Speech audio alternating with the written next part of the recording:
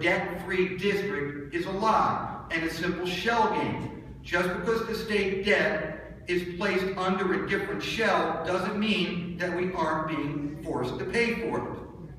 The comparison to GM deal is also important for another reason, and not just as a deception to create the appearance of a debt-free system.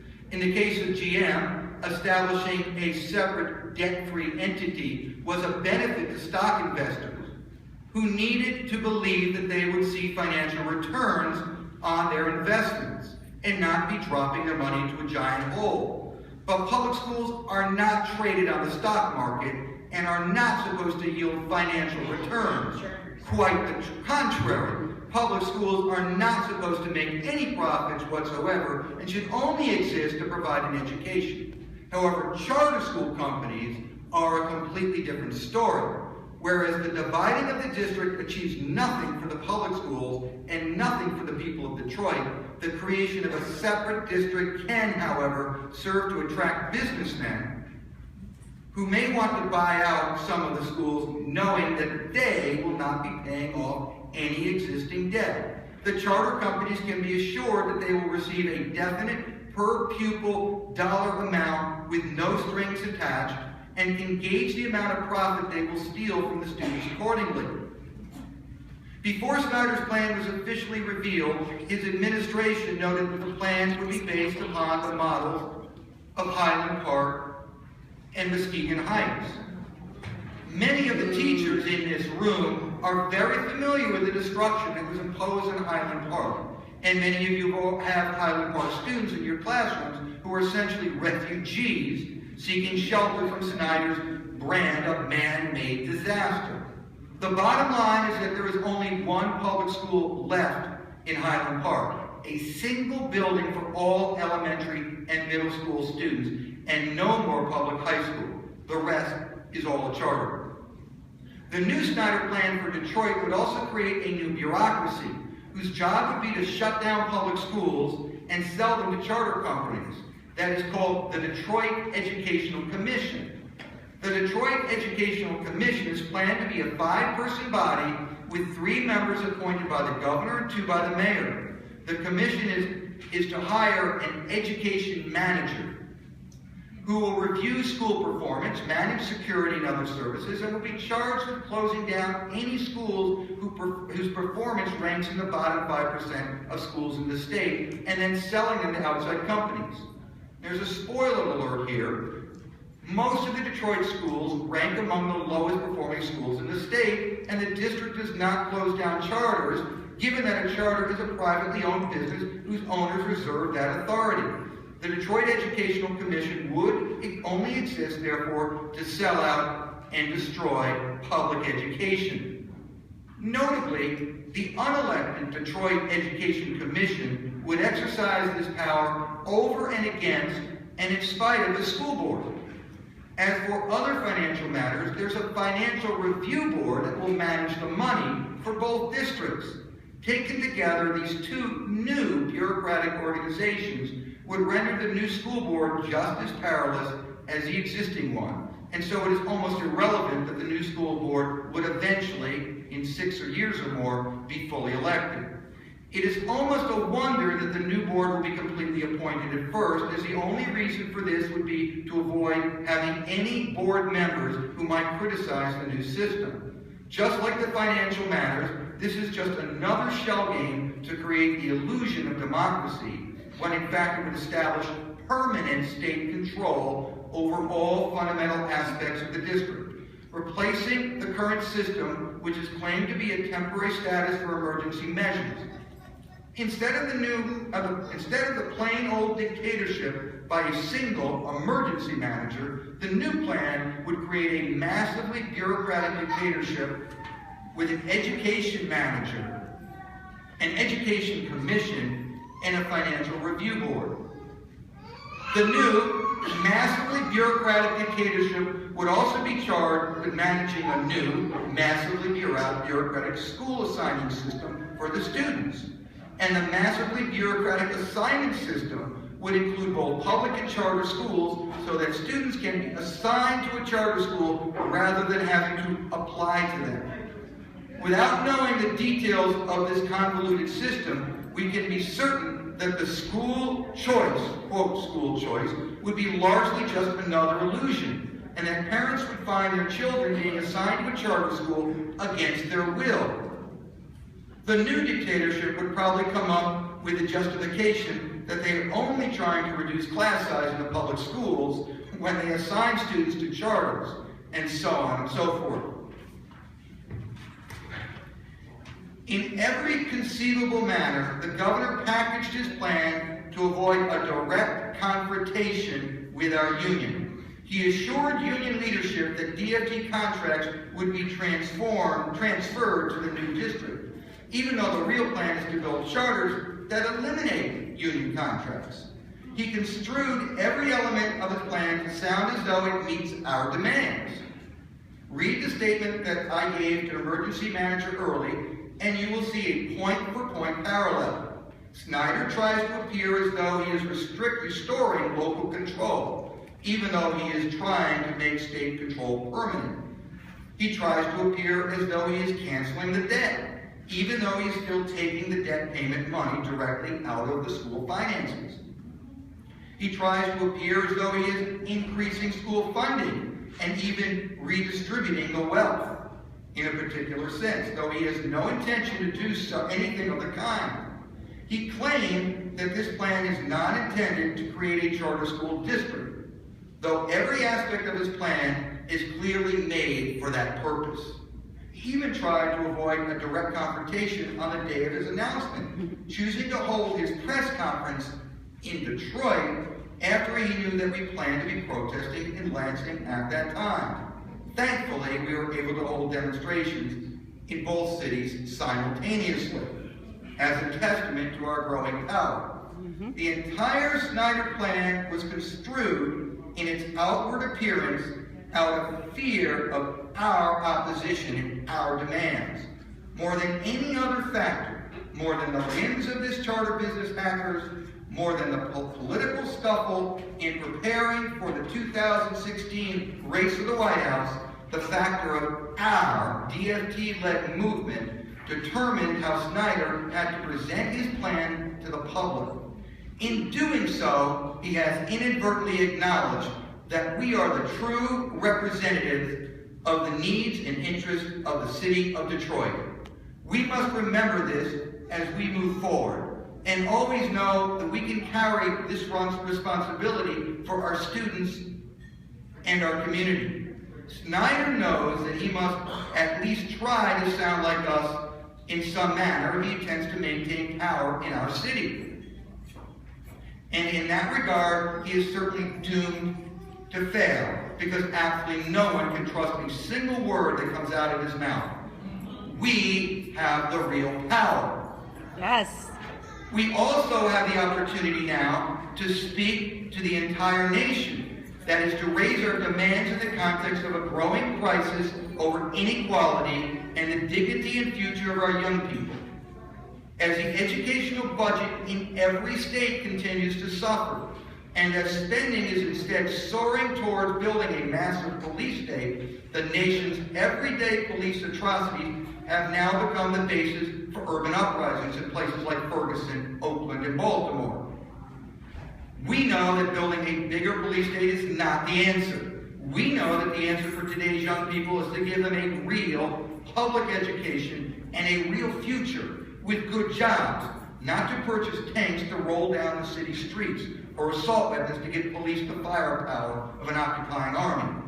That is no future at all, unless you think that death and destruction can be called a future. The national priorities are completely backwards, but we have a program to move forward. And there are millions of people right now who are looking for that program. It is our responsibility to make sure that they find it. In my statement to the emergency manager when we met, I accused the state of propagating a Jim Crow system in our city. This was not hyperbole on my part. For most of the last 15 years, the people of Detroit have been denied any democratic rights to control over their schools, and the schools themselves have largely ceased to exist.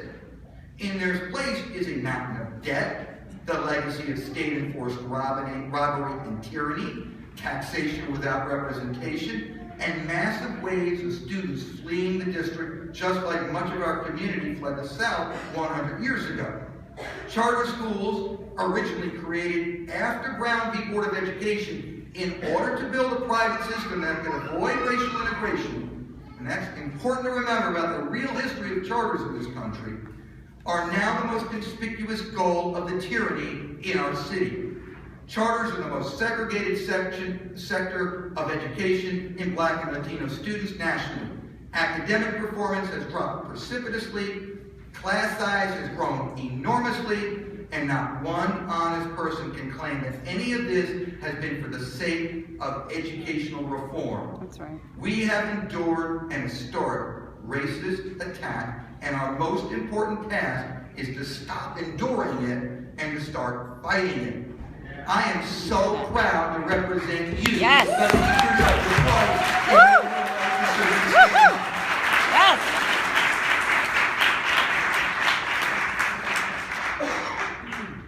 In turning to the work today, I wish to report some very good news. My wife, Heather Miller, overwhelmingly won her challenge against a negative evaluation. The judge noted that the district, and I quote, manipulated its personnel records in order to rid itself of an outspoken union activist, close quote. Whoa.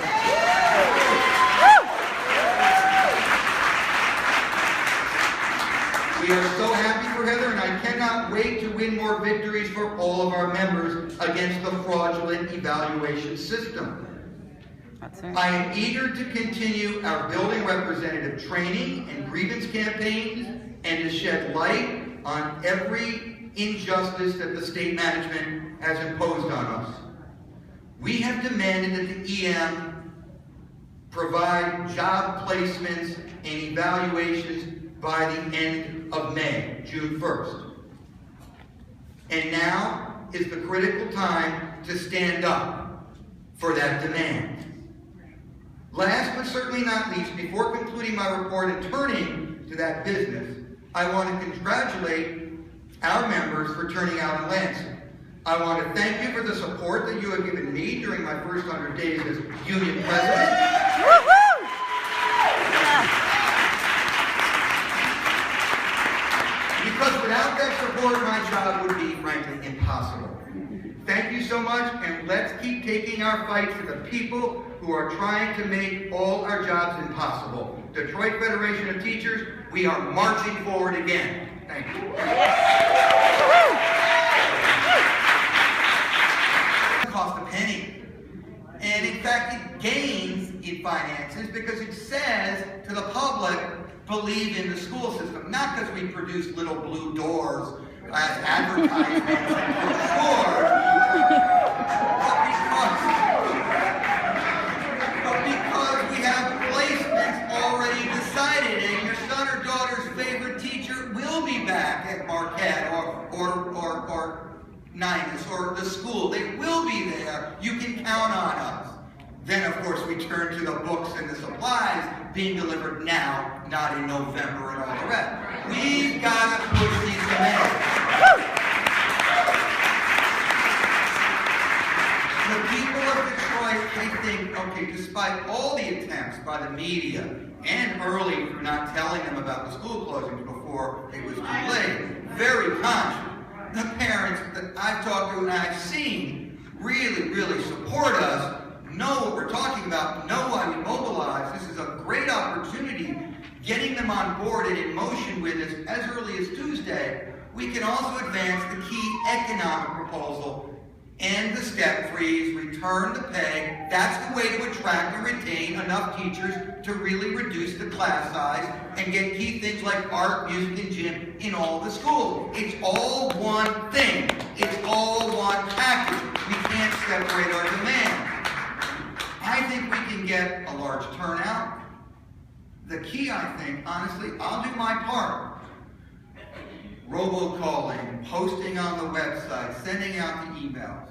I'll visit schools over tomorrow and Tuesday, as I do just about every day, as many as I can do. Here's the key for getting a big mobilization Tuesday. The kind of mobilization we really deserve now that we're up and on the offensive. The kind of mobilization that can really win us things. It won't just be protesting and saying our ideas, but really cornering them and I think winning some things this month. What that key is you.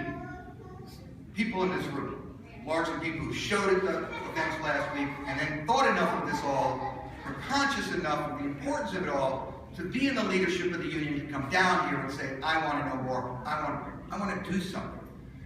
Going to your schools tomorrow and collaring people between classes, before school, after school, and saying, I was at that meeting, I participated, you've got to come out Tuesday, this is really important, we really could win, come with me, please. That makes all the difference in the world. It trumps anything we can do with emails, of which everybody knows you just get a flood of emails. Or posting on the website, important as that is, to make things official. Nothing substitutes for real organized, real teacher-to-teacher discussion with the people who you trust will trust you, in the schools who respect you, regard you, and will regard you as leaders in this fight.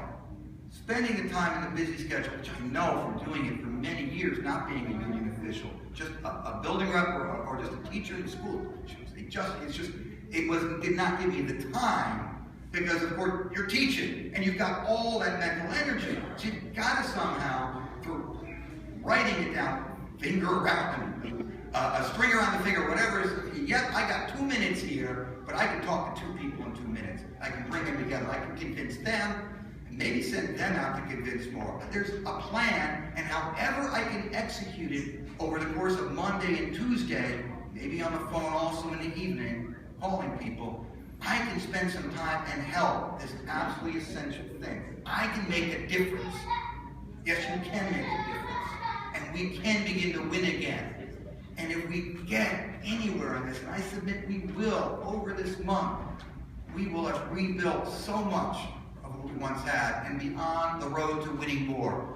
We have to begin to see ourselves as empowered, to mobilize, lead, and win specific victories. I urge you to help me mobilize this membership, large numbers, everybody out Tuesday at 4 o'clock at the Fisher Building. Let's turn it out. I realize with any date and time there are problems. It's election day. Okay. We should talk and get an official proposal out here. Okay? And amend it as needed. Okay? I really just sort of want to open it up to discussion, and I realize we don't have